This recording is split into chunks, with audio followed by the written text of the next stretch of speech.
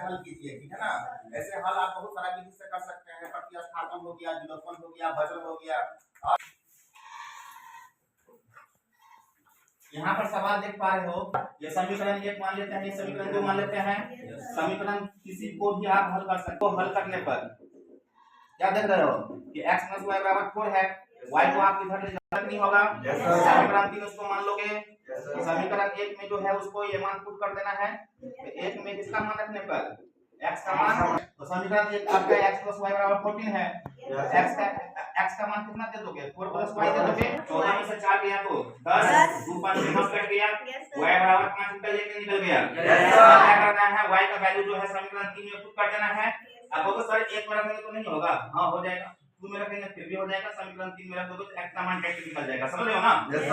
समीकरण यहां पर लिख लेना है कि समीकरण 3 में y का मान नहीं निकल गया। दूसरा विधि, अगर मान लो कि तुम ऑब्जेक्टिव में ये क्वेश्चन आ गया है तो उसको a मान लो। क्या मान लो, उसको क्या मान लो, b, इसका हाफ कर दो और एक बार a - b और इसका हाफ कर दो। चलो a + b, 14 में 4 जोड़ो कितना होगा, 18 का आधा कितना होगा, 18 का आधा 9 होगा ना। और एक में घटा लो, 14 में से 4 गया तो 10 का आधा कर दो तो 9 पर तुम्हारा आंसर निकल गया कि निकल गया है, बताओ। और भी से हल कर सकते हो। देखो यहाँ पर कि x + y = 14 दिया हुआ है, x + y = कितना है, 4 दिया हुआ है। समीकरण 1 है, समीकरण 2 है। तो x + y = 14 और x + y = 4, minus plus minus काट दिए, y 2y सॉरी 14 में से 4 घटाना है ना, 10 2 5 y बराबर कितना निकल गया।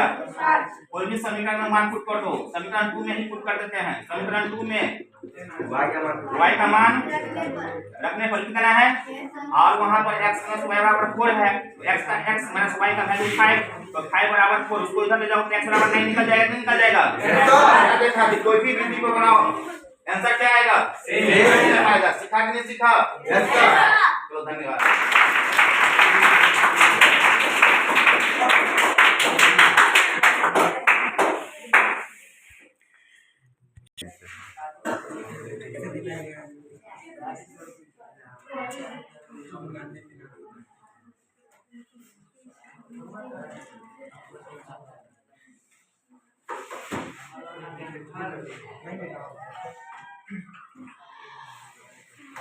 चलिए ठीक।